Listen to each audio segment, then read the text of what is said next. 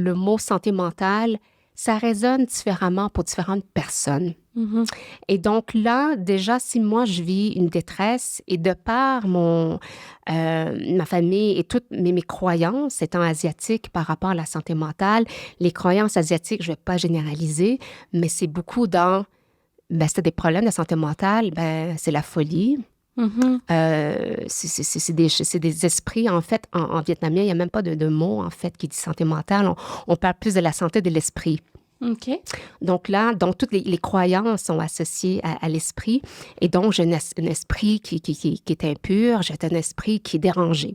Mm. Et donc, pour quelqu'un qui croit en ça, appeler le 1-800 pour parler à un thérapeute pourrait se dire, mais comment je vais parler de mes esprits à un thérapeute qui pourrait ne pas me comprendre, qui pourrait, en plus, j'ai peur de me faire juger. Et donc, tu sais quoi, j'appellerai pas. Sûrement soi-même dire j'ai un trouble de santé mentale, même, puis bon, ou un trouble de l'esprit, c'est un peu intense là, de se dire ça versus juste « hey, ça file pas ». Voilà. Vous écoutez La Talenterie, votre meeting du vendredi. Bon vendredi, bienvenue à ce nouvel épisode du podcast de La Talenterie. La Talenterie qui est un hub d'innovation et de réflexion sur le monde du travail. Je m'appelle Sarah Jodoin-Houle, je suis la fondatrice de La Talenterie et l'animatrice de ce superbe podcast où chaque semaine on parle de plein de sujets, d'innovation sociale, d'entrepreneuriat et évidemment du monde du travail. Cette semaine, j'ai reçu la fabuleuse Mylène Dieppe qui était vraiment passionnante. Quand on se préparait à enregistrer l'intro, Charles disait « Ah oui, elle était vraiment le fun, elle! » Donc, on a adoré sa participation au podcast. C'est certain que je vais la réinviter. Mylène, elle est formatrice et consultante. Elle est spécialisée, que dis-je, en santé mentale et en diversité, équité, inclusion. Donc, un mélange vraiment super intéressant d'expertise. Puis, en fait, c'est la fondatrice de Gestion Santé Continuum. Elle est formatrice à la Commission de la santé mentale. Bon, elle participe à plusieurs sortes d'initiatives. Puis, elle me dit, Sarah, j'aimerais tellement ça que tu dises aux gens, parce que je pense que ça lui tient vraiment à cœur, que pour elle, ce qu'elle voit, c'est qu'avec l'arrimage de la santé mentale puis de la diversité, équité, inclusion, en fait, on peut s'assurer que la diversité visible et invisible deviennent des forces recherchées sur le marché du travail. Donc, voilà, c'est dit. Puis vous allez le voir en écoutant l'épisode. Mylène est tellement sympathique puis très concrète aussi. Donc, j'en dis pas plus. Vous allez la découvrir juste avant de vous laisser dans notre conversation, de vous garrocher. Je vous mentionne qu'à la Talenterie, on fait plein de contenu. De plus en plus, il y a plein d'affaires qui s'en viennent. D'ailleurs, si la santé mentale, c'est un sujet qui vous intéresse, sachez que mon nouvel associé, Jimmy Côté, va bientôt démarrer un podcast, une web-série. Au moment où j'enregistre l'intro, je ne suis pas certaine encore des dates de sortie, mais ça va être sur YouTube. Puis si vous voulez ne rien manquer de la sortie de cette web-série-là, je vous invite à vous inscrire à notre infolette en suivant le lien dans les notes de l'épisode. Et là-dessus, je vous présente Mylène Dieppe.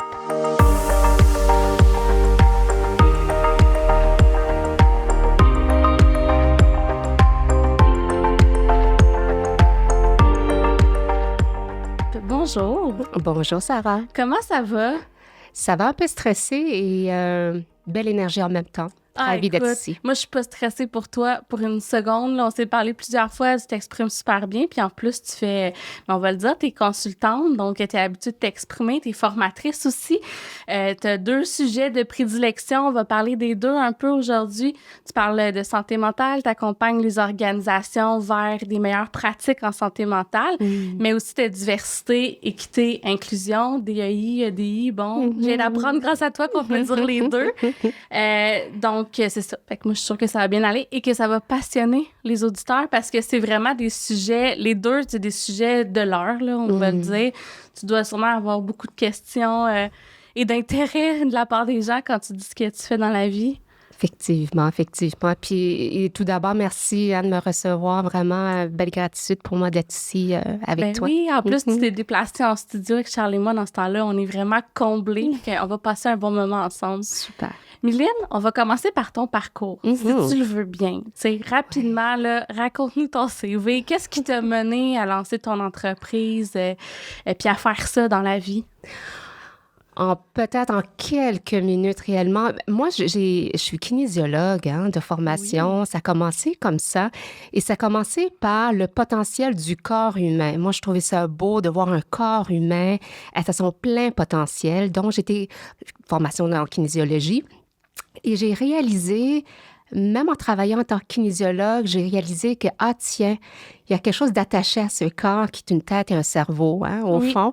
Et on le réalise, mais pas à tous les niveaux. Et lorsque j'ai réalisé la force, en fait, du potentiel humain et dans la santé globale, et c'est là, en fait, je me suis accrochée à tout ce qui est santé mentale, motivation. Et à l'intérieur de tout ça, j'ai travaillé pour une compagnie d'assurance.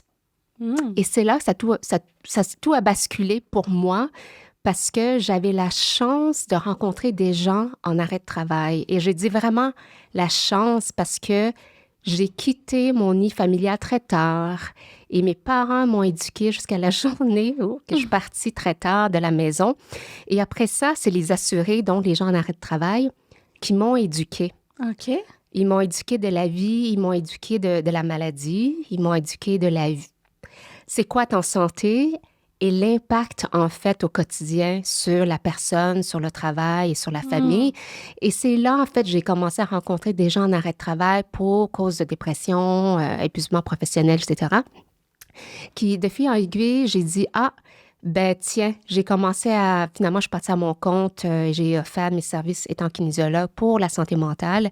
Et de fil en aiguille, j'ai changé. J'ai fait un peu de consultation RH pour implanter des programmes de mieux-être. Mais ça m'a toujours suivi, en fait, ce morceau de santé mentale parce qu'on n'en parle pas assez, parce que, en fait, pour moi, quelqu'un qui a son plein potentiel, et je trouve ça beau, un humain qui se lève le matin à son plein potentiel, c'est pas parce que la vie est parfaite, pas parce que la personne ne vit pas de stress, c'est que la personne arrive à naviguer au travers des éléments de stress. Et c'est ça, en fait, qui fait que je continue là-dedans. Et maintenant, avec mon entreprise, c'est de la formation, beaucoup. Oui. La formation autant pour les gestionnaires. Les gestionnaires, tu peux imaginer un peu... Ils sont tellement clés, on s'entend dans les dynamiques d'équipe, dans la santé mentale des gens, dans le stress, la gestion du stress. Oui. Ils sont vraiment coincés, par moments, les gestionnaires, tu trouves pas? Ben oui, on en entend souvent parler. Puis je trouve qu'on leur attribue beaucoup de responsabilités. Exact. On n'a pas toujours beaucoup de bienveillance, malheureusement, envers les gestionnaires. On réalise peut-être pas le rôle puis la situation où on les met entre la direction, les employés, puis en même temps les opérations qu'ils doivent gérer. Fait que j'étais assez d'accord avec toi. Puis tu dois l'observer au quotidien parce que tu parles de stress avec eux. Ouais. Est-ce que tu as le sentiment que les gestionnaires, écoute, une question, tu n'auras peut-être pas de réponse, mais sont-ils plus stressés que la moyenne des employés à cause de cette charge mentale supplémentaire? La réponse, c'est oui. Et en fait, les statistiques d'une entreprise vont de Morneau Shepell, le LiveWorks, qu'on appelle maintenant, ils offrent un rapport de l'indice de la santé et ils démontrent en fait que la santé mentale des gestionnaires est vraiment plus impactée durant la pandémie, beaucoup plus que le palier employés non gestionnaires. Et justement, c'est un peu un palier qui est coincé entre les demandes de l'entreprise et les demandes des employés de l'équipe aussi. Et comme tu avais mentionné, ce manque de bienveillance, beaucoup d'attentes. Oui. Donc, pour ce palier-là, c'est beaucoup des formations sur la détection des signes précurseurs et proactivement faire l'intervention. Mais ensuite, je forme avec je ne vais pas dire un protocole, mais un processus pour avoir une conversation qui est sécuritaire, étant un non-professionnel de la santé. Oui, puis là, en plus, avec le travail à distance qu'on connaît, les freins qui sont amenés par l'écran, ça, c'est des statistiques qui sont pendant la pandémie, j'ai envie de dire, mais est-ce qu'on en avait avant la pandémie, de savoir si le rôle même de gestionnaire apporte plus de pression? Est-ce que c'est quelque chose qu'on a mesuré ou tu n'as peut-être pas ballpark les chiffres, là, mais... Je le sais pas. Et probablement, ça a été mesuré, mais je n'ai pas les chiffres pour pouvoir faire la comparaison. Mais oui, ce serait intéressant de voir s'il y a déjà une historique, effectivement. Oui, parce que mon feeling zéro appuyé par aucune étude que j'ai en tête, mais c'est que, tu sais, souvent on parle, exemple, des phrases banales, mais qui mettent tellement de pression, genre, on joint une organisation, mais on quitte un gestionnaire. Tu sais, puis même si c'est quand même vrai, ce genre de phrase-là, tu sais, souvent, bon, le lien, la proximité avec le gestionnaire a un impact immense sur l'expérience employée. Tellement. Mais comme gestionnaire, c'est pas facile, disons, à entendre ou à vivre. En tout cas, je serais curieuse je fouillerai, puis si je trouve des sources, je les mettrai dans les notes de l'épisode. Mais toi, justement, dans ton accompagnement, comment tu prends ça, former les gestionnaires? Là, tu as parlé de repérer des risques pour l'équipe de travail, mais est-ce que tu les accompagnes à eux-mêmes prendre en charge leur propre santé mentale, un peu comme, tu sais, on met notre masque dans l'avion avant de sauver les autres? Oui. On peut dire que c'est un cliché et en même temps, il y a une vérité vraie, hein, comme dans tout ça aussi. Mais en fait, mon approche, c'est drôle, mais je fais souvent la même blague plate, en fait, que j'offre, que je livre en formation. Je pars toujours du principe que les gestionnaires aujourd'hui, si on reculait dans le temps, en secondaire 4,5, 5, lorsque c'était le temps pour choisir notre programme au cégep, c'était pas... Moi, j'aime tellement les humains, là, que je vais devenir gestionnaire un jour. C'est maths ou pas maths, sciences humaines, sciences pures, puis ça... C'est pas mal ça, l'histoire, quand on est en secondaire 4, secondaire 5. Et tout d'un coup, on travaille, puis on devient gestionnaire, mais il y a plein de demandes, ce qu'on appelle des soft skills, aussi. On peut être bon ou bonne techniquement. Et donc, j'y vais vraiment avec une approche où, dans l'humain, est beaucoup plus complexe que toutes les théories mises ensemble. Donc, la formation est vraiment une base pour ramollir un peu la mâchoire pour qu'ils puissent être à l'aise avec la thématique, la santé mentale. Mais j'offre aussi c'est ça, on pourra en parler un peu plus tard, mais spécifiquement, une conversation, c'est beaucoup ça, la santé mentale, c'est ouvrir. Le rôle du gestionnaire, c'est être capable d'ouvrir la conversation, être à l'aise dans cette conversation-là et pouvoir accompagner vers des ressources. Et là, à ta question, pour l'auto-soin, effectivement, j'ai souvent en formation, des fois, ça commence par « Hey, salut, comment ça va aujourd'hui? » Et ça peut être surprenant, la réponse qu'on va obtenir de l'employé. Ça se peut que l'employé nous raconte peu de choses. Ça se peut que l'employé nous raconte plein de choses.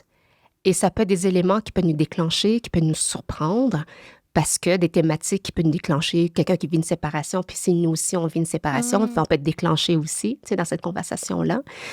Et donc, c'est important aussi pour le gestionnaire de prendre ce recul et prendre soin de sa propre santé, faire un debriefing, d'avoir une place pour dédouaner et savoir que un humain, c'est ça, un gestionnaire, c'est un humain à la base aussi. Et donc, dans cette formation, c'est un atelier aussi qui permet de travailler l'auto-soin et de savoir concrètement c'est quoi, en fait, l'auto-soin. Puis je sais que tu accompagnes les gens pour se créer une trousse en santé mentale. Je trouve ça vraiment cool comme concept. Un peu comme une trousse de premiers soins qu'on aurait, qui est physique. Veux-tu nous parler un peu de ça, de ce concept que je trouve extraordinaire? Merci. Ben, je la trouve un peu drôle aussi comme concept. Hein? C'est marketing, là. Oui, puis en même temps, ça parle aux gens. Hein? C'est un peu, on a tous cette trousse de premiers soins qu'on a physique, qu'on achète, je n'aimerais pas une bannière, mais une pharmacie, à 14,99. Puis on ouvre la boîte, puis tout est emballé, tout est tout blanc, et on ne sait pas trop quoi faire, mais en même temps, on sait un peu quoi faire. Et donc, j'ai dit, c'est drôle, hein, mais on n'a pas de cette trousse-là pour notre santé mentale. Et en plus, on pourrait même la personnaliser.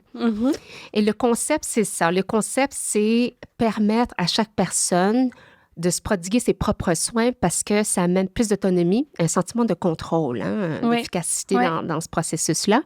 Et à l'intérieur de l'atelier, en fait, c'est vraiment comprendre c'est quoi l'auto-soin. Et comprendre qu'est-ce qu'on met dans cette trousse-là. Et mon approche, c'est que les gens décident et se permettent de mettre ce que la personne veut bien. Et on sort de la tisane camomille, puis on sort du bain moussant et de la méditation. Tout ça, c'est super bon. Oui, ça peut faire partie de... Si ça me parle, ça peut faire partie de ma trousse. Voilà. Mais ça parle pas toujours à tout le monde de faire du yoga. Même si, bon, il y a plein de bonnes vertus, mais yoga, méditation, je sais qu'on en a déjà discuté, toi et moi, ensemble. Tu me disais, il y en a, tu sais, c'est pas ça qui va leur faire du bien, puis ça va peut-être être un frein à aller vers d'autres ressources parce qu'on pense que, bon, c'est ça qu'il faut faire, tu sais. Exact. Fait qu'on on y va autant vers... J'aime tricoter, donc je mets ça dans ma trousse. Et il y avait même dans un atelier, il y avait, bon, parce que c'était un homme qui me dit, ouais, mais moi, j'aime laver mon char. OK. C'est-tu correct, ça? Et j'ai trouvé ça drôle parce qu'il a osé poser la question. Puis en fait, comment savoir qu'est-ce qu'on devrait mettre dans la trousse? C'est est-ce que l'activité en tant que telle nous permet d'être dans le moment présent? Donc, on pense à rien d'autre. On ne voit pas le temps passer. Est-ce qu'on a les compétences pour faire l'activité? Parce que lorsqu'on fait de l'auto-soin, c'est un moment qu'on se dépose. Donc, c'est pas un moment où on va vers la découverte, genre, j'ai toujours voulu apprendre à tricoter. On va dans une activité qu'on connaît et qui a un effet immédiat. Également, que ça nous permet d'avoir un sentiment de plaisir et un recul. Alors, lorsque j'ai posé la question aux participants, êtes-vous dans le moment présent? Oui. Sentez-vous compétent pour laver vos voitures, c'est sûr. Puis il dit, est-ce que vous ressentez un plaisir en le faisant? Il dit, c'est sûr. Il dit, on fait ça. On met ça dans la trousse. Et donc, à la fin de l'atelier, les gens donc accumulent, en fait, différents types d'activités parce que c'est un peu ça, hein, je pense, Sarah, la santé mentale, c'est un peu comme la météo, hein? Ça change. Il y a une science, mais elle n'est pas toujours exacte. Ça dépend de tellement de choses. Et ça bouge. Et comme la météo la météo un peu les nuages puis le soleil, pas parce qu'il fait le soleil le matin qu'il c'est pas possible qu'il fasse des nuages nuageux ou la pluie le soir. Donc, c'est tellement changeant qu'il faut s'équiper. Et cette trousse-là permet aux gens d'avoir plus qu'une option. Et ils vont s'équiper de plusieurs stratégies d'activité selon leur météo intérieure. Et des fois, peut-être qu'aujourd'hui, tricoter, ça marche pas. Ouais. Fait qu'on fait d'autres choses. Exemple, faire du sport, les gens qui sont sportifs, c'est une journée où on est plus fatigué, tout ça, on peut aller vers une autre activité. Par exemple. Moi, depuis tantôt, je pense à Charles, qui est là, tout discret en arrière, qui fait la technique. Mais lui, c'est gamer. Tu sais, je le vois. Je veux dire, une journée où ce qui est overwhelmed, tu sais, il va s'asseoir, c'est rare, malheureusement, qu'il prend le temps, mais c'est quasiment méditatif. Mais pas quasiment, c'est méditatif rendu là. Donc, ça pourrait aller dans sa trousse de premiers soins en santé mentale. Absolument. Ce que je trouve important. Merci pour l'exemple, parce que j'ai déjà eu cette question dans un atelier. Et en tout cas, il y a eu un peu parce que je le donne virtuellement, fait que il y a la boîte à conversation qui était accessible à tout le monde. Et j'avais senti un peu un jugement de d'autres participants qui disaient, ouais, mais le gaming, c'est pas bon, là, sur des appareils électroniques et tout et tout. Et en fait, l'invitation que j'avais offerte, c'est de dire, l'auto-soin ressemble à différentes choses pour différentes personnes, premièrement. Et deux, on revient à la checklist. Est-ce qu'on fait du gaming, on sent dans le présent? Est-ce qu'on sent qu'on a les compétences, qu'on ressent du plaisir? Ça nous permet de prendre un recul. Oui, on le met. Maintenant, c'est qu'en fait, ce qu'il faut observer plutôt, c'est si le gaming, parce qu'on prend l'exemple du gaming, ça peut n'importe quoi, si le gaming fait que ça a un impact négatif dans la vie quotidienne. C'est-à-dire que, on prend Charles en exemple, et merci Charles d'accepter de participer à cet exemple. Si jamais on voit que Charles, il oublie ses responsabilités de la vie quotidienne, là, ça peut devenir quelque chose qu'il faut observer. Mais si Charles il arrive à vaquer à ses activités de la vie quotidienne et il est citoyen responsable et employé du mois, là, on laisse Charles faire parce que ça fait son auto-soin. Un peu comme, moi, j'aime ça prendre un verre de vin. C'est correct, un verre de vin avec ma mère, avec une amie, mais, tu sais, 14 verres de vin, c'est une autre histoire, là. Fait que, je comprends ce que tu veux dire, que si ça va vers de la dépendance ou un déséquilibre, là, ça peut pas fonctionner. Mais dans les organisations, parce que là, on parle beaucoup de hobby, tu sais, est-ce qu'il y aurait lieu de laisser plus de place au travail pour que les gens aient faire des moments de déconnexion sur leur lieu de travail? Oui, je pense que ça va être intéressant. J'ai pas de boule de cristal là-dessus. Ça va être intéressant parce que là, on vient de vivre, là, tu sais, le côté virtuel. Chacun avait cette autonomie-là. Maintenant, je me pose la question si les gens se permettaient, en fait, de prendre un moment pour faire l'auto-soin. Mais maintenant, oui, je pense que les organisations ont aussi cet espace, je ne vais pas dire responsabilité, mais cet espace, effectivement, non seulement d'offrir des ateliers sur la gestion des émotions, la gestion de stress en général, mais pas juste offrir les ateliers de la formation, mais dire, bien, cet atelier fait partie d'une stratégie, puis en passant, la stratégie, c'est que on va vous offrir, on va vous encourager, on va vous faciliter des moments d'auto-soin. Fait qu'on pourrait faire des salles même qui sont dédiées à ça. Tu sais, quand on parle du coin employé, il y a peut-être lieu de le réaménager. D'ailleurs, il y a beaucoup d'organisations qui cherchent comment ramener les gens au travail en partie pour, dans l'hybride, garder quand même une culture de présentiel parce qu'il demeure qu'il y a des employés qui veulent ça. Puis il y a aussi des avantages, on va se le dire, à avoir l'équipe qui connecte ensemble en présentiel. Bien sûr. Fait que ça peut être une des stratégies, peut-être en repensant les lieux de travail, qui peut, pourquoi pas, être la prévention en santé mentale en même temps.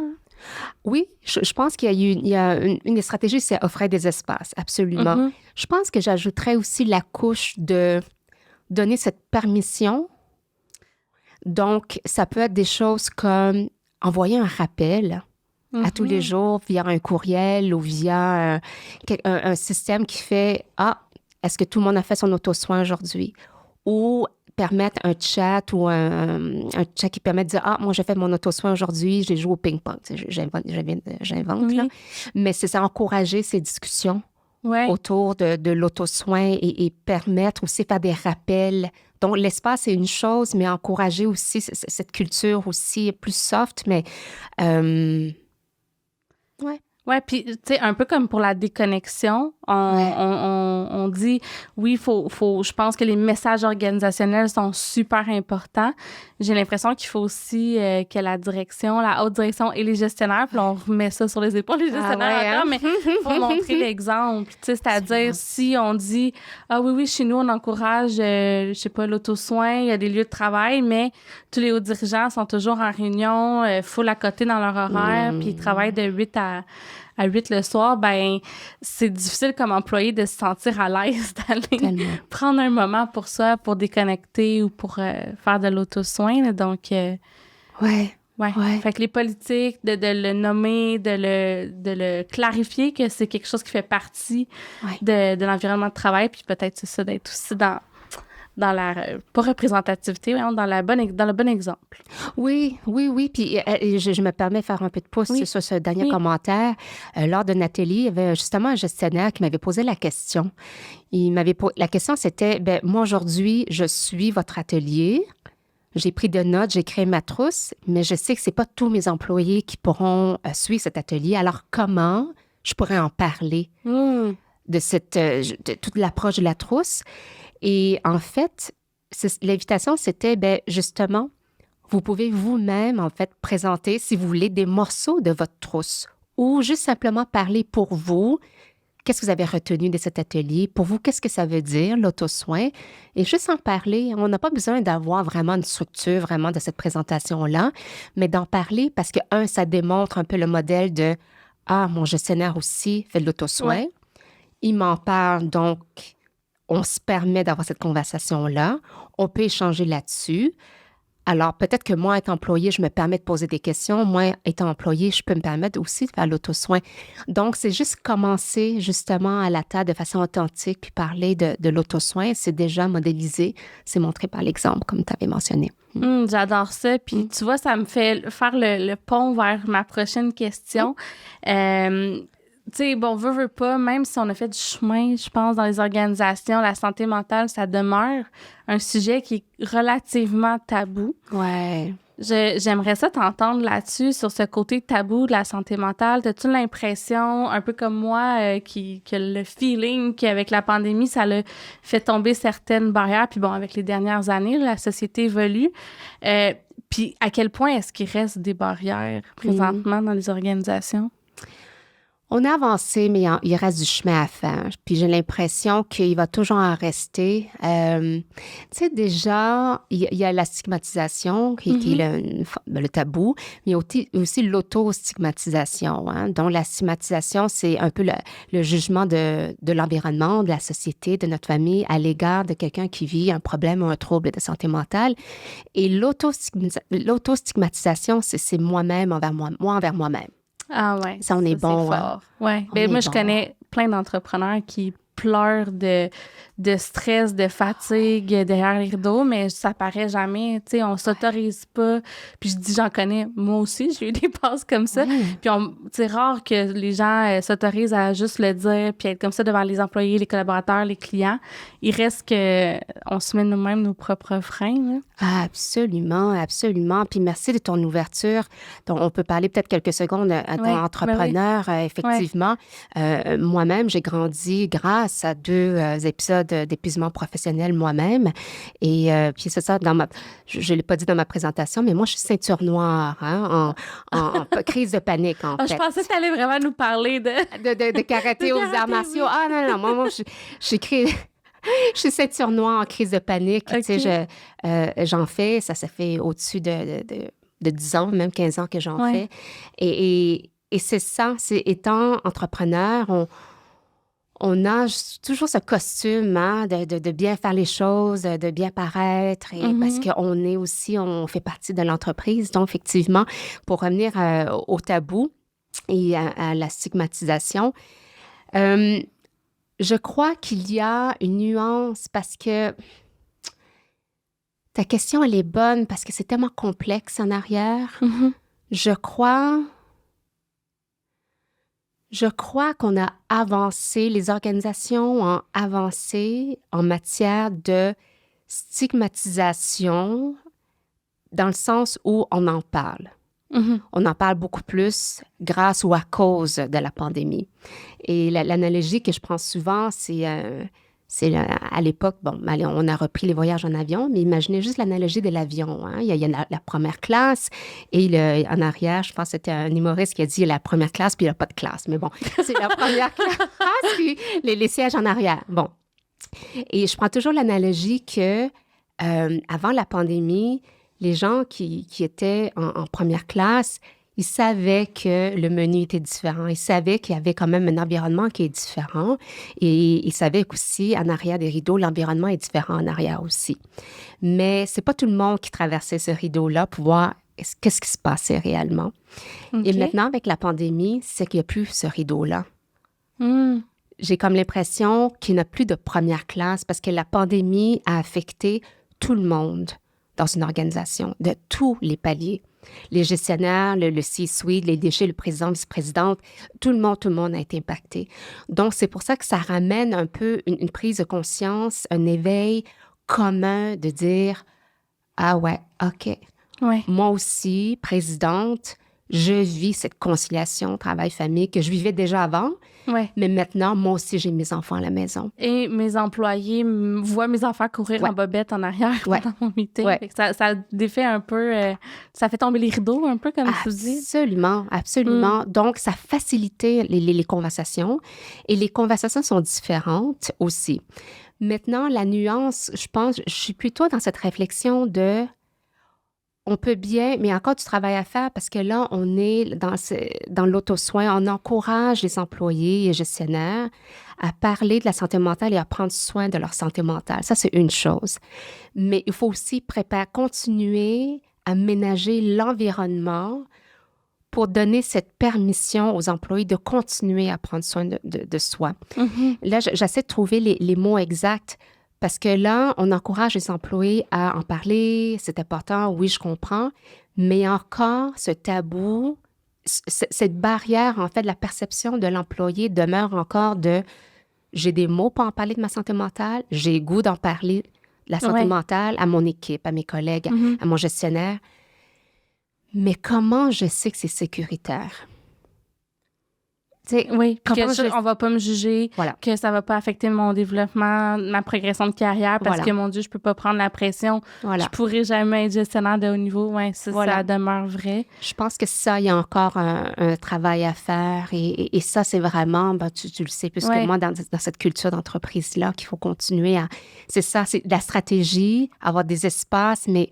Tu sais, c'est comme on dit, walk the talk. Oui. C'est vraiment ça encore que je pense qu'il y a encore un peu de chemin à faire, j'ai l'impression. Oui, je suis d'accord. Et pourtant, quand on regarde les statistiques, en plus, tu sais, socialement, là, bon, c'est sûr que c'est lié peut-être à la pandémie, mais il y a énormément de gens qui ont vécu des enjeux de santé mentale. Ouais. Fait que, comme tu le dis, c'est à tous les niveaux là, dans l'organisation. Fait qu'à un moment donné, qu'est-ce que ça prend pour que les tabous tombent puis qu'on s'autorise? Moi, j'ai le sentiment, peut-être plus d'un point de vue culture organisationnelle, mais qu'il y a de plus en plus de lieux de travail qui se rendent compte que la super performance puis l'excellence puis ça a moins sa place ou ça crée en fait des problèmes de santé mentale. J'ai le sentiment qu'on a des prises de conscience puis des conversations, comme tu dis. Après, est-ce que concrètement les choses changent? Je pense qu'il va falloir attendre aussi pour mesurer l'effet de la pandémie. Là, c'est encore tôt, on est encore dedans. Là. Ouais. C'est complexe. Hein. Je pense que l'humain est agile, l'humain est capable de s'adapter, mais l'humain il va réagir aux stimulations de l'environnement. Vraiment. Donc oui, j'ai hâte de voir, tout comme toi, de voir comment les choses vont se placer les prochaines années, là, en tout cas, est-ce qu'on peut parler de post-pandémie? Je ne sais pas. On n'est pas encore là, peut-être. Ah non, mais peut-être à un moment donné. Mais on suivra l'indice de santé mentale ou dont tu nous as parlé, là, de LifeWorks. Oui, on fait ça. Good. Si on revient aux conversations, justement, tu nous as dit que t'aiguillais les gestionnaires pour être capable d'avoir des bonnes conversations. C'est quoi les bonnes pratiques pour justement, tu sais, comme montrer à notre équipe que c'est correct puis c'est un safe space puis on peut en parler? Ouais. C'est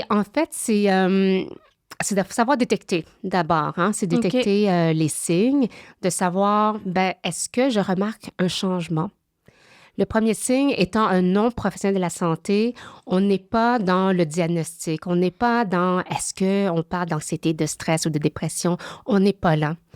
Parce qu'en fait, ça, on va laisser ça aux professionnels de la santé. Étant gestionnaire, on est plutôt dans est-ce que j'observe, je sens, je vois, j'entends un changement dans le comportement de mon employé. Parce que j'ai remarqué depuis quelques semaines, la personne participe moins aux réunions. Est-ce que j'ai remarqué depuis quelques semaines, ou peut-être un mois, ou peut-être plus, que la personne est moins souriante ou s'isole un peu plus au travail. Donc, c'est des comportements, des changements de comportement, ou encore, je détecte dans des conversations avec un ou une employée qui me dit « Oh, moi, prendre des marches, là, je suis ben trop fatiguée. » Ouais. Juste l'idée de faire une marche, ça me fatigue. Ça, c'est des signes de changement. Et donc, c'est savoir, ça par une première approche. Une question que je reçois souvent des gestionnaires, c'est « Oui, mais dans l'approche, je veux pas non plus y aller comme un pompier, puis aller en urgence, puis est-ce que tu vas bien? Est-ce que tu vas bien? Est-ce que Puis je veux pas non plus, dire, regarde, c'est pas grave non plus. C'est quoi le juste milieu? Et j'appelle ça, c'est un peu une danse. Hein? C'est vraiment commencer la conversation, savoir que, écoute, est-ce que, je prends Sarah, je te prends un exemple, c'est dire, Sarah, est-ce que tu as quelques minutes? Je voudrais juste voir comment tu vas. Commencer avec cette conversation-là. Et si jamais je vois que, l'ouverture de ton côté, non, ça va bien. De quoi tu parles, Méline? Non, tout est correct. Hein? Et c'est apprendre justement à nommer les observations en tant que telles. Et après, on est dans l'écoute. Et l'écoute après et pendant et tout le temps, dans cette écoute active-là, c'est de savoir, en fait, la meilleure pratique, je dirais, adopter, c'est l'écoute active. Et c'est savoir, pas juste savoir poser les bonnes questions, mais juste savoir rester en silence. Hein. Ce que j'ai toujours dans mes formations, c'est vous posez la question et ensuite vous fermez la trappe. Non, mais ça, c'est tellement plus dur à faire qu'on pense, là. Quand j'ai commencé les podcasts, je me réécoutais, là. J'étais pas capable parce qu'on pense qu'écouter, c'est montrer à l'autre, comme je viens de faire. Je viens de t'interrompre pour te dire oui, oui, je comprends. Mais effectivement, c'est pas facile à faire tant que ça, même avec la pratique, là. Une belle conscience, Ouais. belle conscience en tout cas de toi, Sarah. Bravo. Non, mais c'est ça, il faut être conscient Ouais. hein, Ouais. de tout ça. On part avec cette conscience-là. Et ça, c'est justement, et je me mets dans ce bateau-là aussi, c'est pas facile en tant que tel. Et je dis souvent, hein, étant gestionnaire, dans cette écoute active-là, il y a une solution qui va émerger. Le rôle du gestionnaire, c'est éclairer des pistes d'action possibles. Ce n'est pas de trouver la solution pour l'employé. Et donc, dans ce brouillard-là, l'employé va trouver sa solution. C'est juste qu'on éclaire des pistes. Ça se peut que l'employé soit un peu mêlé. Et ça se peut que l'employé soit surpris. En fait, soit surpris de ben, j'ai un gestionnaire ou une gestionnaire qui a vu qu'il y a un changement. Il y a quelqu'un qui m'a vu. Et donc, ça aussi, ça peut apporter son lot d'hésitation, donc juste laisser l'employé un peu de temps. Et après, les autres bonnes pratiques, c'est trouver s'il y a des moyens d'accommodement. Oui. Tu sais, des fois, la personne, elle n'a pas besoin d'aller en invalidité nécessairement. Des fois, oui, on est rendu là.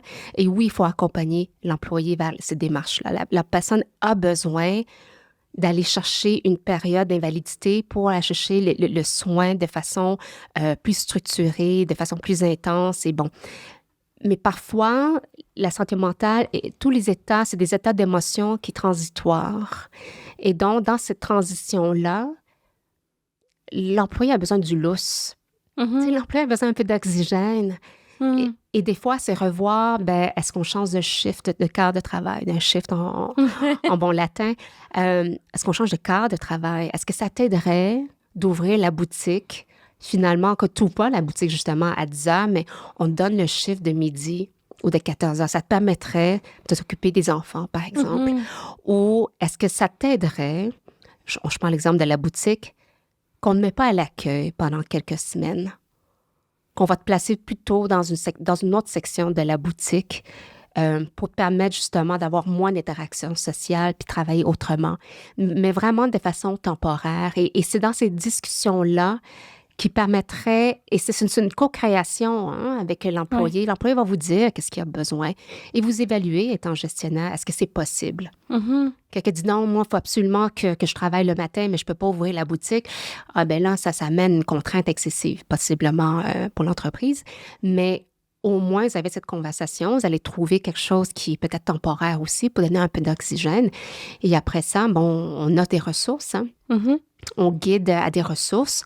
Est-ce que tu savais qu'on a un PAE? Puis pas juste, voici le numéro du PAE. C'est ce que je dis souvent. C'est facile de donner un numéro de téléphone. Un 800, c'est gratuit, c'est confidentiel, puis c'est pour tout le monde, c'est pour ta famille.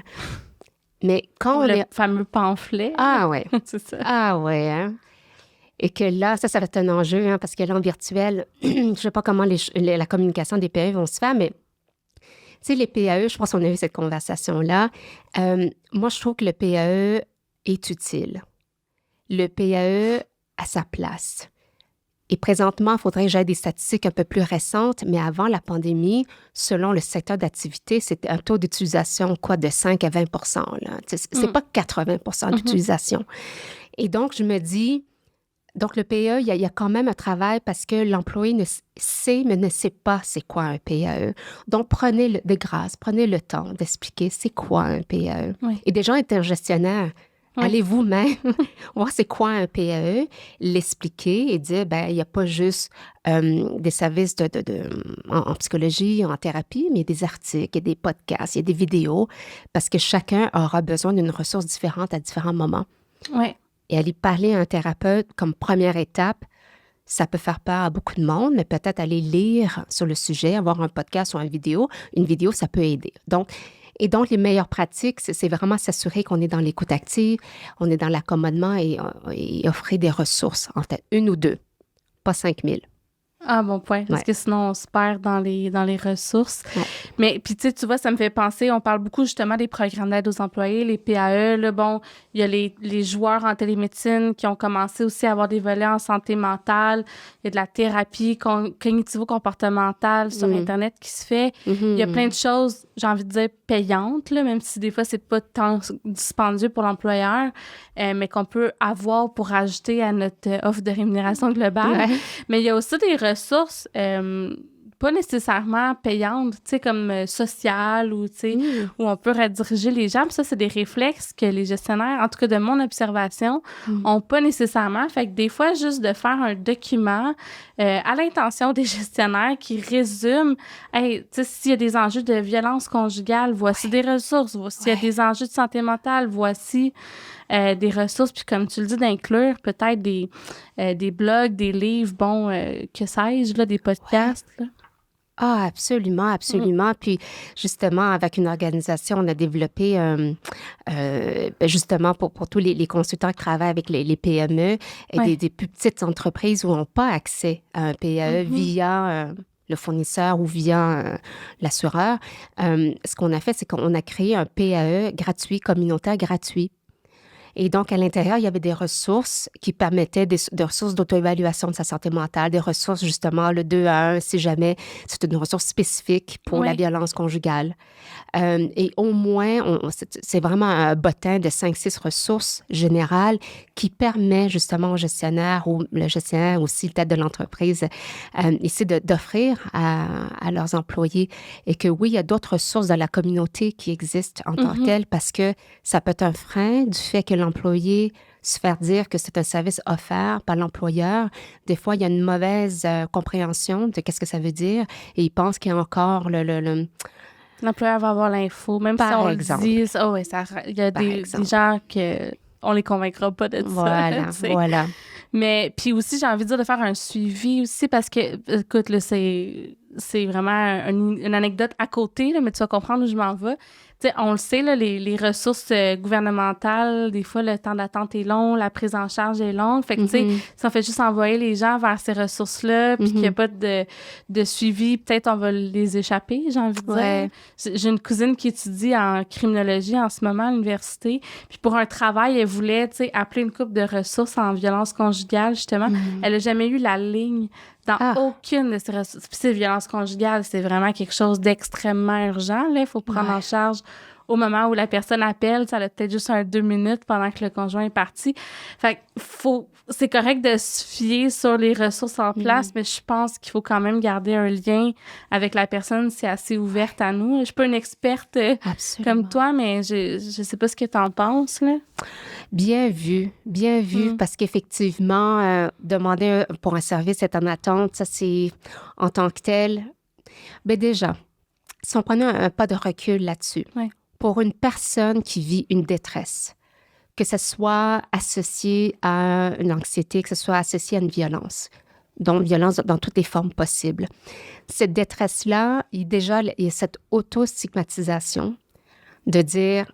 Et c'est un peu ça. Ça peut être, et je veux pas généraliser, mais ça peut être des discours de type « c'est de ma faute ». Qu'est-ce que j'ai fait pour arriver à vivre l'anxiété? Qu'est-ce que j'ai fait pour vivre cette violence? Je pourrais faire mieux. Je devrais faire mieux. Ah ben, je vais faire mieux. Et donc, dans cette spirale-là, la personne, elle reste dans cet espace-là. Et c'est plus complexe que ça. Définitivement, je prends des raccourcis intellectuels pour qu'on comprenne. Ben oui. Exact, juste pour cette conversation. Et donc, dans cette détresse-là, la personne, elle va beaucoup plus avoir un rapprochement avec quelqu'un qu'elle connaît. Elle connaît, et cette personne qu'elle connaît, c'est quelqu'un de confiance. Et habituellement, on recherche quelqu'un qui sera dans le non-jugement. Et rapidement. C'est un peu ça. On veut prendre le téléphone ou on veut quelqu'un qui est accessible rapidement. Alors, ces personnes-là, habituellement, se retrouvent dans notre environnement, que ce soit de la famille, que ce soit un collègue au travail, un ami ou une amie. Et donc, pour revenir à ton bon point, je ne veux pas dire aux gens qui vivent une détresse de seulement s'allier avec des amis à son réseau, mais c'est également, oui, faire un reach-out en bon latin à des services dans la communauté, spécialisé, mais entre-temps, absolument, restez proche. Et si vous écoutez ce podcast et vous êtes la personne, justement, ressource, qui est amie avec la personne qui est en détresse, c'est rester proche. C'est prendre le téléphone, répondre aux textos lorsque la personne a besoin. Parce qu'en attendant le rendez-vous, en attendant qu'on a la ligne, on peut vraiment, réellement aider la personne qui est en détresse. Et justement, de plus en plus, ce qu'on voit maintenant dans les organisations, c'est le père aidant ou la père aidante ou le système de père aidance, qui ne remplace pas les PE, qui ne remplace pas les professionnels de la santé, mais c'est juste que dans l'immédiat, un ami, un collègue peut aider à amortir un petit peu les signes et symptômes ou cette détresse-là. Et comment on le fait? Déjà, à la base, il y a tout un cours en arrière, mais à la base, c'est de l'écoute active sans jugement. C'est créer un safe space qui, de toute façon, pour que les gens soient motivés, mobilisés, engagés au travail, c'est une des conditions importantes, ce sentiment d'appartenance. Puis pour le créer, le safe space, ça fait partie. Fait que c'est bon pour tout le monde gagne, là, comme on dit. Absolument. C'est un peu quétaine, mais c'est ça quand même. Ah non, on est là. Oui, tout à fait.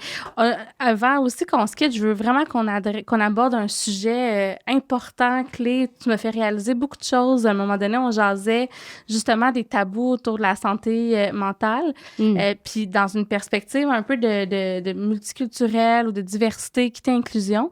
Puis tu m'as fait réaliser qu'il y avait peut-être des zones grises ou des angles morts qu'on pouvait avoir par rapport à ça. Puis j'aimerais ça qu'on en parle. Est-ce que tu as envie de revenir sur cette point-là avec moi? Ah, absolument. J'y tiens parce que, en fait, dans mes ateliers, mes formations, ma sensibilité, en fait, vient du fait que, bon, peut-être vous l'avez entendu ou pas dans mon nom. Moi, je suis née au Vietnam. Donc, ça fait 40 et plus années que je suis au Québec. Et mon bagage, en fait, du fait que je suis asiatique, on parle et on ne parle pas, en fait, de la santé mentale. Et dans mes formations, je disais que quand on parle d'auto-soin, on parle de traitement. L'auto-soin, les traitements a différentes formes pour différentes personnes. Et chez nous, avec ma mère, c'est des soupes. Maman, ça va pas bien, j'ai mal au dos. Maman, ça va pas... Ah, j'ai une soupe. Viens, on va manger. Viens, je vais te faire quelque chose à manger.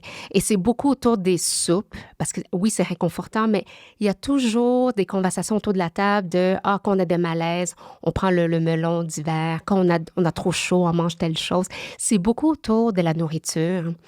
Et j'ai cette sensibilité que, justement, la santé mentale, les dialogues, les conversations sont différentes. Chez nous, à la maison, puis je dis pas que c'est généralisé pour toutes les familles vietnamiennes, mais c'est mange ta soupe, ça va bien aller, là. Mais on n'a jamais eu des conversations sur est-ce que tu te sens mieux? Qu'est-ce qui fait que tu t'es rendu là? Comment on peut t'aider? Tu veux-tu un Tupperware pour la soupe ou l'amener chez vous? Ça fait la suite du traitement, tu sais. Et donc, dans cette sensibilité-là, j'ai juste fait des observations. Justement, on parlait du PAE tantôt. Et ce que je vais dire ici, c'est pas juste pour des familles ou des gens de la communauté ethno-culturelle, mais c'est toute famille, en fait.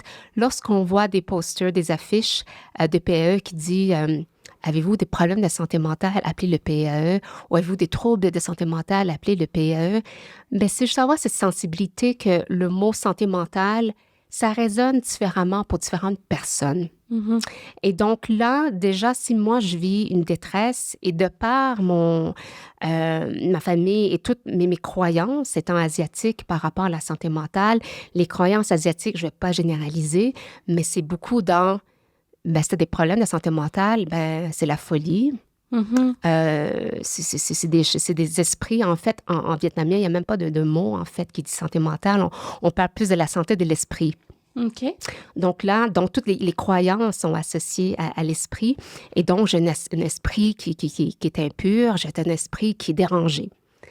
Et donc, pour quelqu'un qui croit en ça, appeler le 1-800 pour parler à un thérapeute pourrait se dire « Mais comment je vais parler de mes esprits à un thérapeute qui pourrait ne pas me comprendre, qui pourrait... En plus, j'ai peur de me faire juger. » Et donc, ben, tu sais quoi, j'appellerais pas. Sûrement soi-même dire j'ai un trouble de santé mentale, même, tu sais, puis bon, ou un trouble de l'esprit, ben c'est un peu intense là, de se dire ça versus juste, hey, ça file pas. Voilà, Ouais. voilà. Et un peu, j'étais plutôt dans la réflexion de dire, ben, dans les affiches, est-ce qu'on pourrait juste dire des choses comme le moral est bas ces temps-ci? Mhm. Tu sais, visitez notre site web, nous avons des vidéos, des capsules, ou encore, avez-vous observé des changements de votre bien-être ces temps-ci? Donc, vraiment y aller de façon plus globale, générale, pour parler sans rentrer dans tous les mots. Mais c'est ça, y aller plutôt. Puis les gens en général, hein, je pense pas qu'ils ont le vocabulaire. Nous, on l'a parce qu'on travaille dans le domaine, mais je pense pas les gens qui ont le vocabulaire pour dire, ah, aujourd'hui, je vis un peu d'anxiété, des palpitations, puis un peu d'excitation. Non, tu sais, on n'est pas là. Dans le sens où les gens, des fois, ils disent, bah, regarde, je sais pas ce que j'ai, je file pas. Tu comprends? Je file pas. C'est quoi que t'as? Je le sais pas. Ouais. Je le sais pas. Je me permets une anecdote. Oui, vas-y. À l'époque, dans l'ancienne vie, lorsque j'étais kinésiologue, je parlais à un assuré. Lui, c'était un arrêt de travail pour trouble, en fait, problème lombaire. Et moi, en bonne kinésiologue, je voulais décortiquer. Tu comprends? Je voulais décortiquer son mal de dos. Et là, j'y allais avec, bon, on va l'appeler Pierre. Pierre, tu sais, quand t'as mal au dos, là, est-ce que c'est comme des coups de couteau dans le dos ou c'est des chocs électriques ou c'est un spasme? Il me regarde. J'ai mal. J'adore. J'ai mal. Et moi, en tant que kinésiologue pur, je dis, ah, mais oui, mais si c'est électrique, ça peut être neurologique, je ferais des choses différentes. Il me regarde voulant dire, Je le sais pas. je le sais pas. Fais de quoi? J'ai mal, tu comprends-tu? Donc, pour revenir à la santé mentale, c'est que des fois, les gens, soit ils n'ont pas le vocabulaire, soit ils n'ont pas l'énergie, ou sont comme, gars, j'ai pas, il y a tellement de brouillard dans mon cerveau présentement, là. Tout ce que je peux dire, c'est que je file pas. Tu comprends-tu? Je file pas. Alors, je fais quoi avec ça? Et donc, c'est pour ça que y aller avec des terminologies un peu plus générales, de dire le moral est bas, appelez-nous. Ça file pas depuis quelques semaines, appelez-nous, tu sais. Et pas toujours avoir ce sentiment d'urgence. Avez-vous des problèmes ou des troubles de santé mentale? Donc, c'est un peu ça aussi. Et aussi de savoir, dans la communauté ethnoculturelle, et je peux pas aller dans la spécificité parce que je connais pas toutes les spécificités, mais pour revenir à mon histoire de soupe, hein, c'est un peu ça aussi. L'auto-soin ressemble à beaucoup de choses. Des fois, moi, je l'entends, en tout cas, des gens que je crois qui viennent des familles racisées ou ethnoculturelles qui disent « Pourquoi j'appellerais un psychologue que je connais pas? Je veux juste en parler à mon cousin ou à ma cousine. Pourquoi ça doit sortir de la famille? » Donc, ça peut créer cette honte-là aussi, que ça sort de la famille aussi. Et un peu cette perception de si je consulte, en fait, parce que c'est grave comme situation aussi, que je suis malade. Et dans la santé mentale, c'est des états transitoires. Hein, c'est pas nécessairement des troubles de santé mentale. Des fois, on n'est juste pas bien. Parce qu'on vit des deuils, peu importe, on n'est juste pas bien. Et des fois, on a besoin d'en parler. Oui. Et on peut parler à quelqu'un qui nous ressemble, dans le sens où qui pourrait nous comprendre. Tu sais, pour moi, de dire à un autre ami asiatique, dire « Ah, j'ai tellement besoin de telle soupe, par exemple. » J'ai pas besoin de m'expliquer. Il va comprendre. Oui. Mon ami va juste dire « Ouais. Ah ouais. Je sais comment tu te sens. » Ouais, exactement, tu sais. Ouais. On parlait aussi tantôt du fait que les tabous tombent, puis que, bon, socialement, on a fait du chemin, mais reste que les tabous sont pas au même niveau non plus en fonction des cultures. Fait que, tu sais, les nouveaux arrivants, ça peut peut-être être un choc aussi, des fois, quand on parle de santé mentale avec les mots qu'on utilise. Fait que j'imagine juste d'avoir cette sensibilité-là aussi aux réalités diverses. Moi, c'est pas quelque chose auquel j'avais pensé avant d'en jaser avec toi. Ouais. Fait que ça, c'est sûr qu'il y a beaucoup de chemin à faire là-dessus, dans un contexte où on est de plus en plus multiculturel comme société. Ouais. Okay. Je trouve ça intéressant, est-ce que je vais utiliser le bon terme? La montée de la DEI. Non, c'est pas... Bon, on peut le dire, là, il y a quand même une popularité activités autour de ça, là, depuis Black Lives Matter, ou un éveil des consciences, peut-être? Je préfère, oui, éveil des consciences, parce que la montée, pour moi, c'est ce que je trouve triste. Et j'essaie de peser mes mots. Ce que je trouve triste lorsqu'on parle de la DEI, c'est que des fois, il y a des conversations où je me dis « Oh non, on est dans des checklists. Oh non, on est dans des modes, des vogues de bon. On parle de... » Mais la DEI n'est pas une mode. Tu sais, la DEI a toujours existé. Peut-être il y avait d'autres mots où l'éveil collectif n'était pas là pour en parler. Mais à Montréal, au Québec, au Canada, on a toujours eu des immigrants. Je veux dire, c'est un pays qui a été bâti par des immigrants. Je suis moi-même réfugiée, immigrante qui est arrivée ici. Et ça fait longtemps qu'on est sur le marché du travail. Puis effectivement, je pense que ton mot est beaucoup mieux choisi. Cet éveil collectif est le plus présent aujourd'hui. Pour revenir à la santé mentale, à la DEI, ce que je trouve intéressant, c'est le croisement.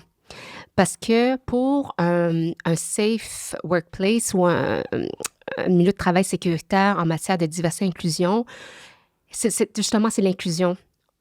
C'est le mot inclusion ou en anglais inclusion or belonging, appartenance, en fait. Ouais. Les besoins de base psychologiques, hein, c'est l'appartenance en fait partie. Ouais. L'autonomie, avoir les compétences, entre autres, puis le sentiment d'appartenance. Le sentiment d'un employé d'aller au travail et de se sentir qu'à tout moment, l'employé peut lever la main puis dire « Écoute, le quota ou les attentes, je veux, mais j'ai besoin d'aide. » Ce sentiment d'appartenance, dire « Moi, à tout moment, je peux lever la main puis dire flaguer » et de savoir que mon gestionnaire, ma gestionnaire ou un collègue va dire « J'arrive, je m'en viens. Oui, qu'est-ce que tu as besoin? OK, on fait ça, on fait un game plan, on fait ça. » Ce sentiment-là fait partie de la sécurité psychologique en milieu de travail. Et ça, c'est le croisement entre la DEI et la santé mentale. Et ce que je trouve intéressant, justement, en préparation d'aujourd'hui, j'ai écouté un des podcasts, justement, sur la diversité et inclusion, le racisme systémique en milieu de travail, justement. Oui. Wow! Ouais, c'est un gros podcast. Si vous ne l'avez pas écouté, allez l'écouter, là. Ouais. J'ai été sensibilisée à d'autres niveaux.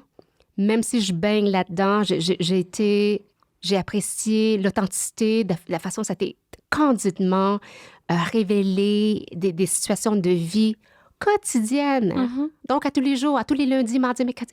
Donc, c'est ces micro-agressions qui viennent que... Et c'est une des deux invitées, là, je me souviens plus. C'était soit Yvonne ou Sam qui avait mentionné, ouais, elle dit, et en plus, là, je dois travailler, moi. Je dois performer au travers de gérer, en fait, toutes ces microagressions, ces éléments. Et donc, ce sentiment de sécurité psychologique, pour une personne, c'est important en milieu de travail. Et quand c'est pas le cas, il y a des stratégies compensatoires au travers de ça pour réussir en milieu de travail. Et ça affecte l'humeur, ça affecte le niveau de stress, ça affecte l'anxiété. Ça peut mener à, quand c'est un peu ça, qu'est-ce qui bascule? Parce qu'il y a une différence entre un problème et un trouble de santé mentale. Hein? Oui. Donc, tout le monde a un problème de santé mentale, c'est qu'on vit des signes et symptômes, mais ça n'impacte pas notre vie quotidienne. Tandis qu'un trouble de santé mentale, qu'on soit diagnostiqué ou pas, c'est que ça a un impact dans notre vie quotidienne. Et donc, qu'est-ce qui fait que ça bascule d'un problème vers un trouble? C'est qu'on est exposé constamment à des stress ou des traumas, dont la constance dans l'exposition et l'intensité de cette exposition-là fait qu'il y a des grands risques qu'on bascule d'un problème vers un trouble. Alors, quelqu'un qui n'a pas un sentiment d'appartenance et qui vit des micro-agressions dans la vie quotidienne, les risques sont là. Donc ça, là, je sais pas, et Sarah, je pense que je suis tellement partie sur une autre vague. Non, mais c'est je super intéressant. Je sais pas si ça a répondu à Oui, 100%, à la question. parce que ça fait vraiment le lien, tu sais, entre la santé mentale puis l'inclusion. Ouais. Puis j'avais envie aussi de t'amener sur une conversation qu'on a eue juste avant qu'on ouvre l'enregistrement au podcast. On faisait le soundcheck. Ouais. Puis, Charles t'a demandé, comme il demande à tous les invités, ce que tu as mangé ce matin. Puis j'aimerais ça que tu racontes cette histoire-là. histoire-là parce que je trouve qu'elle parle beaucoup de quand on réfléchit pour la majorité sans se soucier peut-être des différences, ben on passe peut-être à côté des occasions d'aider quelqu'un. Fait que, est-ce que tu serais à l'aise de raconter cette histoire-là? Absolument. Ah, ma chère mère, son français n'est pas assez à point pour qu'elle puisse bien écouter, comprendre cette conversation de podcast, mais il faudrait que j'y dise que j'ai encore parlé d'elle aujourd'hui. Donc, l'histoire, c'était, mise en contexte, nous, ça fait au-dessus de 40 ans qu'on est arrivé au Québec du Vietnam et donc nous sommes des réfugiés et migrants de première génération. Et ça aussi, là, je me retiens, Sarah, parce que ça fait une autre conversation, parce que c'est des enjeux, des traumas très différents. Quand on est des enfants de première génération, des migrants de première génération, et le trauma vient du fait qu'on assiste beaucoup, on devient des adultes très tôt parce qu'on assiste nos parents dans beaucoup de choses. Parce que donc, mes parents ne sont pas francophiles, ils parlent anglais. Et donc, j'ai accompagné ma mère à l'hôpital à Montréal pour son rendez-vous parce qu'elle vit avec un diabète de type 2. Et le rendez-vous, c'était avec une nutritionniste. Et là, je ne sais plus si on dit nutritionniste ou diététicienne. Je m'en excuse. On comprend très bien. Oui, d'accord. Et donc, l'objectif de la rencontre avec la spécialiste, c'est juste déterminer les saines habitudes de vie sur l'alimentation. Et ça commence avec qu'est-ce que vous mangez dans une journée. Ça commence par qu'est-ce que vous mangez au petit déjeuner. Moi, je sers d'interprète aussi. Et donc, là, ma mère, donc, elle a compris la question. Et là, il y a eu juste un délai. Et là, la personne, la spécialiste, elle sort le guide canadien, le guide alimentaire canadien, et pointe, en fait, sur le pain. Est-ce que vous mangez du pain, toast, oatmeal, gruau, eggs, œufs? Ma mère, elle a compris la question. Oui. Et c'est juste que là, elle a regardé la dame, ensuite, elle me regarde, elle me parle en vietnamien, et là, je fais la traduction, évidemment, au micro. Elle dit, mais on mange rien de ça. J'ai dit, oui, je sais. Je dis, mais qu'est-ce qu'on va lui dire? J'ai dit, on va lui dire la vérité. Et à sa réaction de, ben non, elle va rire de nous. Et c'est cette honte, en fait. C'est cette honte de ne pas se reconnaître. Tu sais, quand tu dis c'est le guide alimentaire canadien, ma foi, et qu'on se considère canadien, bon, québécois-canadien, tu dis, je me vois même pas dans ce guide-là. Et donc, pour elle, ça a été une honte quand elle dit « elle va rire de nous ». C'est une expression pour dire ben, on a honte. Hein? Oui. N'importe qui se fait rire de nous. Ça crée cette exclusion, ce jugement, cette honte. Et donc, ma mère, ben, elle a dit, ben, on va juste répondre à sa question. Donc, elle a menti, elle a fait semblant. Elle a dit, oui, toast, oatmeal. Juste pour dire, regarde, on va se débarrasser de ça, là. Et finalement, l'impact, en fait, il n'y avait pas de mauvaise intention de la part de la spécialiste, right? C'était juste moi, dans mon environnement académique, j'ai appris à poser ces questions. Et en plus, dans cet environnement où je vis à Montréal, ben... Ouais, c'est ce qui me vient en tête. Ben oui. Ouais. On mange des œufs, puis on sert des toasts le matin, donc ça doit être vrai, tu sais. Et donc, pour ma mère, l'impact, l'intention était bonne, mais en DEI, on parle beaucoup d'impact, parce qu'on parle toujours de la bonne intention. Et l'impact, c'est que ma mère, elle n'est jamais retournée pour une deuxième consultation. Et l'impact, c'est que elle a dû elle-même être autonome dans sa gestion, puis elle l'est, mais elle-même trouver des solutions au niveau alimentaire pour son diabète. Ce qui a probablement créé du stress, absolument, la pression, que peut-être puis même juste le stress de la situation en tant que telle, de se sentir différent, puis bon, c'est sûr que... Puis ça, c'est évident qu'il va falloir comme se poser de plus en plus ces questions-là, parce que, tu l'as dit, on est une société qui a été bâtie, tu sais, par l'immigration, mais ça continue. Ouais. On le sait, notre courbe de population, notre courbe démographique est renversée. Ouais. En 2036, je pense, j'ai vu qu'au Canada, j'ai pas les chiffres pour le Québec, là, on est un petit peu en retard, entre guillemets, sur l'immigration. Mais au Canada, il y a 30%, je pense, de la population, si je me trompe pas, là, je mettrai les sources, qui va être issue de l'immigration en 2036. Oh. C'est majeur, c'est le tiers, là, presque, de la population. Fait qu'à un moment donné, c'est effectivement, j'avais jamais pensé, mais le Guide alimentaire canadien, il est bâti en fonction des habitudes de ceux qui sont ici depuis longtemps, le Canadien. Bon. Ouais. Mais merci pour cet exemple très concret, puis cette conversation vraiment riche. Merci tellement de t'être déplacée. Je savais que ça serait le fun. C'était vraiment passionnant. T'es toujours très concrète, pleine d'exemples. J'invite les gens à aller consulter ton site web pour voir tes prochaines formations. Avec plaisir. Te suivre aussi sur les réseaux sociaux. Ouais. Donc, ils peuvent t'ajouter directement. Puis, est-ce que tu as d'autres choses que tu voudrais plugger? La formation sur la trousse en santé mentale, est-ce que vous avez la date ou pas encore? J'offre des cohortes en privé aussi. Donc, s'il y a des organisations qui veulent avoir des cohortes privées sur l'atelier qui s'appelle « Créer votre trousse de premiers soins en santé mentale », ça me ferait plaisir. Puis aussi, des formations pour les gestionnaires, détecter et intervenir efficacement.